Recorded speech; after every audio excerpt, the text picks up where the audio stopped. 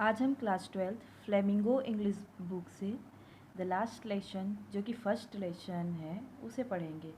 The last lesson के writer का नाम है Alphonse Daudet. He was a French novelist and short story writer. The last lesson is set in the days of the Franco Prussian war. ये जो Alphonse डोडेट थे ये French novelist थे और शॉर्ट स्टोरी राइटर थे। और ये जो लास्ट लेसन है वो जब फ्रांस और प्रशिया के बीच जब युद्ध हुआ था उस समय लिखा गया था। ये ड्यूरेशन आप देख रहे हैं। In which France was defeated by Prussia led by Bismarck. और जिसमें फ्रांस की पराजय हुई या फ्रांस की हार हुई थी प्रशिया के द्वारा। प्रशिया का नेतृत्व बिस्मार्क के द्वारा किया जा रहा था। Prussia then consisted of what now are the nations of France,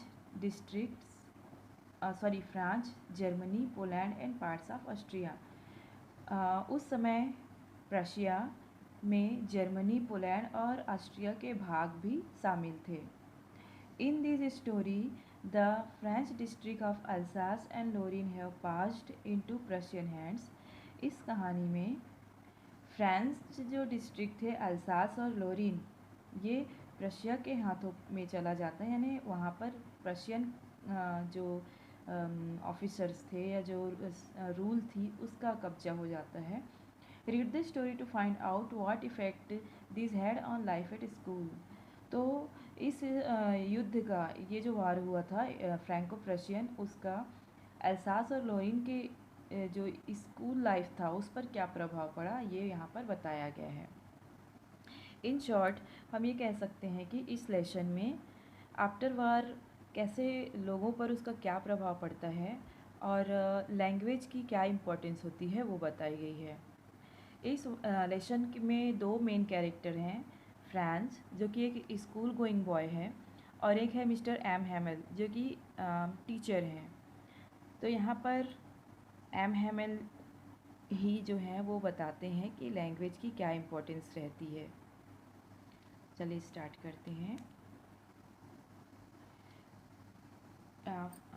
इस पैराग्राफ में फ्रांस जो स्कूल के लिए निकलता है उसकी बात कही गई है। I started for school very let that morning and was in great dread of a scolding, especially because M. Hamel had said that he would question us on participles and I did not। मैं line to line आपको यहाँ पर translate करती हूँ, आप इस पे line में फोकस कीजिएगा। यहाँ पर फ्रांस बोलता है कि वो उस दिन स्कूल बहुत ही लेट से वो शुरू करता है और उसे बहुत ही ज़्यादा डांटे जाने का भय होता है, स्पेशली विशेष रूप से क्योंकि मिस्टर जो हैमल थे उनके जो टीचर थे उन्होंने उनको पार्टिसिपल्स पर कुछ क्वेश्चन दिए थे जो उन स्टूडेंट्स को याद करके आने थे, फ्रेंच को भी याद करके आना था। And I did not know the first word about them. वो बताता है कि उसको पार्टिसिपल्स पर एक सिंगल वर्ड तक याद नहीं था। For moment I thought of running away and spending the day out of doors. वो बताता है कि कुछ पल के लिए तो मैं सोचने लगा कि मैं घर से बाहर ही रहूं और दिन अपना बाहर ही बिता दूं। It was so warm so bright. वो जो दिन था वो बहुत ही गर्म था और बहुत धूप खिली हुई थी। The birds were chirping at the edge of the woods. और जंगल के छोर पर जो बर्ड्स थे वो चिरपिंग कर रहे थे, चिरपिंग माने चहचहा रहे थे। And in the open field back of the सॉमिल the Prussian soldiers were drilling. और वहीं जो खेत था आसपास उसके पीछे सॉ मिल था, एक सॉ मिल मीन्स होता है आरा मिल। वहाँ पर जो प्रशियन सोल्जर्स थे, जो प्रशियन जो सैनिक थे वो ड्रिलिंग कर रहे थे। ड्रिलिंग करना माने होता है अपना परेड करना या जो प्रैक्टिस वो करते हैं वो ऐसा कर रहे थे। It was all much more tempting than the rule for participles.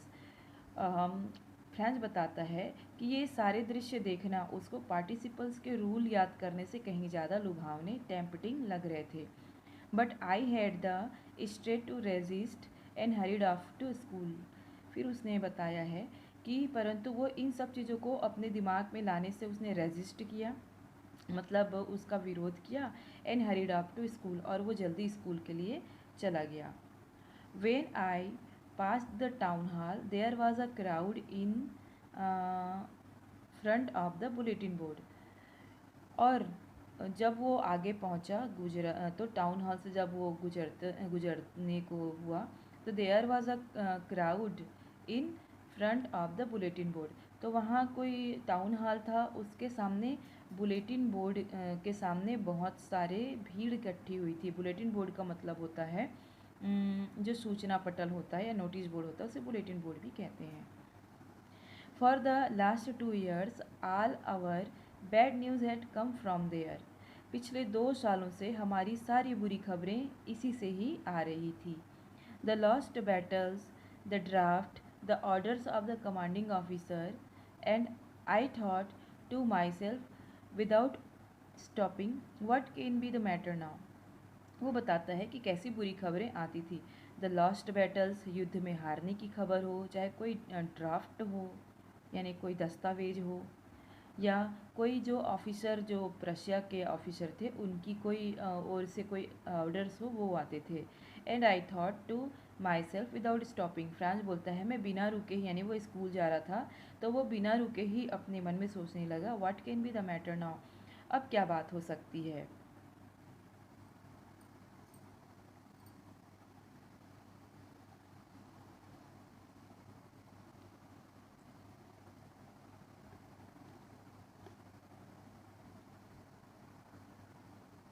Then, as I hurried by as fast as I could go,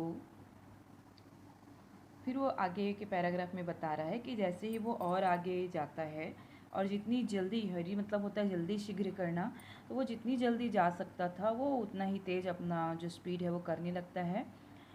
तो जो ब्लैक स्मिथ था, लोहार था वॉचर नाम का, the blacksmith Wachter who was there, जो वहाँ पर था, विद हिज अप्रेंटिस, अपने सहयोगी के साथ, रीडिंग द बुलेटिन, जो वहाँ पर उस खबर को पढ़ रहा था, कॉल्ड आफ्टर मी, उसने मुझे पुकारा, डोंट गो सो फास्ट बब, बब मीन्स होता है बेटे या लड़के, ए लड़के या बेटे इतनी तेज मत जाओ, you will get to your school in plenty of time. वो बोलता है, जो वॉचर रहता है वो फ्रांस से, कि तुम्हारे पास ढेर सारा समय है, तुम स्कूल पहुंच जाओगे। प्लेंटी ऑफ टाइम माने ढेर सारा समय। I thought he was making fun of me, मुझे लगा या मैं सोचने लगा कि वो मेरा मजाक उड़ा रहा है। And reached M Hamel's little garden all out of breath, और मैं एम हेमल्स का वो छोटा सा जो गार्डन था वहाँ पूरे हाँफते हुए, मेरी सांसें फूल रही थी, मैं वहाँ पहुँचा।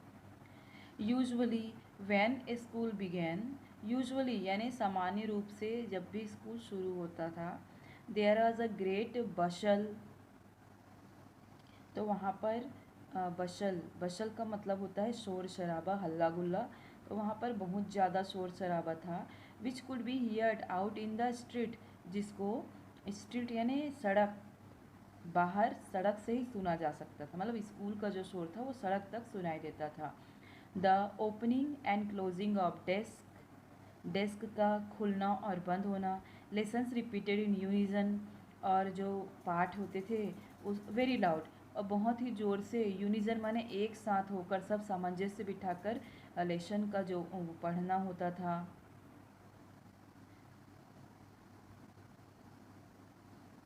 With our hands over our ears to understand better, तो इतने शोर शराबे में हमें बेहतर समझने के लिए हमारे हाथों को ईयर्स के ऊपर रखना पड़ता था। And the teacher's great ruler rapping on the table, और टीचर का भी जो रूलर था, उन रूलर जिसे मारते हैं टीचर्स, वो उसके भी टेबल पर रैपिंग यानी कि खटखटाने की आवाज़ आती रहती थी। But now it was also still, परंतु अभी ये सब स्थिर था, मतलब सब शांत था, कोई शोर शराबा नहीं था। I had counted on the commotion to get to my desk without being seen, तो जब शोर शराबे वाले दिन हुआ करते थे तो मैं भी उन्हीं हल्ले गुल्ले में होता हुआ किसी की नज़र में आए हुए अपने डेस्क पर जाकर बैठ जाता था। But of course that day everything had to be as quiet as Sunday morning. परंतु निश्चित रूप से उस दिन हर चीज़ें इतनी शांत थी, इतनी क्वाइट थी, जैसे कि संडे मॉर्निंग यानी छुट्टी का दिन हो। थ्रू द विंडो आई सा my classmates already in their places. Through the window यानी विंडो के ज़रिए, खिड़की के ज़रिए मैंने देखा कि मेरे जो क्लासमेट्स थे वो पहले से ही अपने स्थान पर थे। And M Hamel walking up and down with his terrible iron ruler under his arm. और जो एम हैमल थे वो ऊपर नीचे अपनी वो लोहे की भयानक रूलर को हाथों में लेकर वो चल रहे थे। I had to open the door, मुझे दरवाज़ा खोलना पड़ा, and go in before everybody, और मुझे अंदर सब के सामने से होते हुए जाना पड़ा। बाकी दिन वो बचकर निकल जाता था, लेकिन आज वो बच नहीं पाया, उसे सबके सामने से होकर जाना पड़ा। You can imagine how I blushed, क्या आप कल्पना भी कर सकते हैं हाउ आई ब्लश्ड, मुझे कितनी शर्म आई, and how frightened I was, और मैं कितना भयभीत था।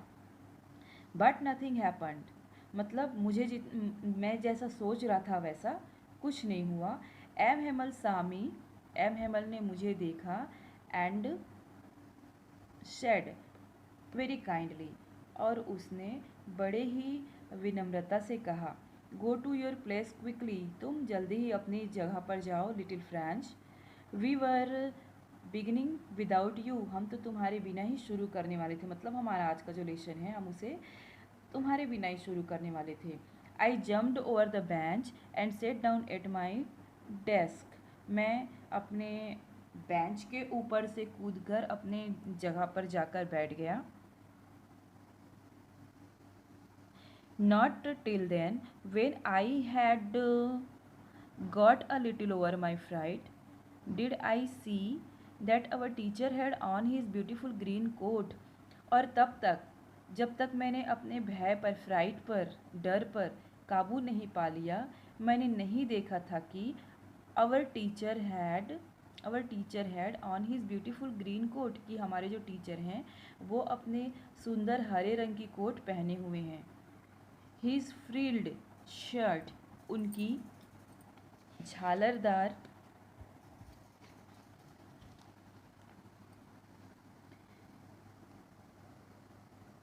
his frilled shirt and the little black silk cap all embroidered, that he never wore except on inspection and prize day।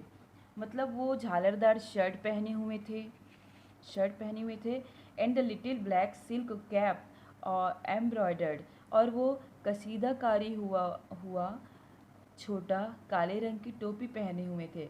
That he never वो, जिसको वो कभी भी नहीं पहनते थे, except on inspection and prize days. Inspection, कोई निरीक्षण, या जो प्राइज, जो पुरस्कार वितरण दिवस होता था उसके अलावा वो कभी भी नहीं पहनते थे।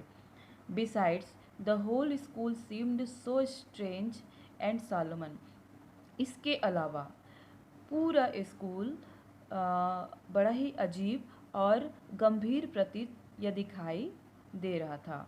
But the thing that surprised me most was to see on the back benches, परंतु जो चीज़ मुझे सबसे ज़्यादा आश्चर्यचकित कर रही थी वो ये देखना था कि ऑन द बैक बेंचेस की ओर देखना था, दैट वर ऑलवेज एम्प्टी, जो हमेशा खाली हुआ करते थे। The village people sitting quietly like ourselves, वहाँ पर गांव वाले खुद चुपचाप बैठे हुए थे। Old Hauser with his 3 cornered hat, बूढ़ा हॉसर अपने 3 कोने वाले हेड पहना हुआ था।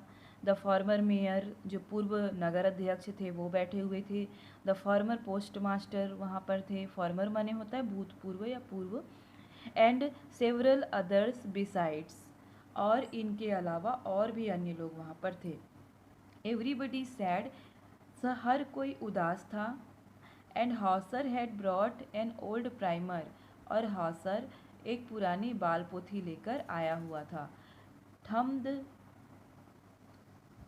Thumbed at the edge, edge माने होता है किनारा, उस किताब उसके किनारे को उसने अपने अंगूठे से पकड़ा हुआ था। And he held it open on his knees with his great spectacles lying across the pages. और वो उसे अपने घुटने पे रख कर अपने जो बड़ा सा वो स्पेक्टिकल यानी चश्मा पहने हुआ था उसमें उसके पेजों को वो देख रहा था। While I was wondering about it all, और जब मैं इन सब के बारे में आश्चर्य मुझे महसूस हो रहा था, वाइल आई वॉज वंडरिंग, जब मुझे आश्चर्य हो रहा था, M Hamel mounted his chair, M Hamel जो थे उनके टीचर, वो अपने चेयर पर चढ़ गए।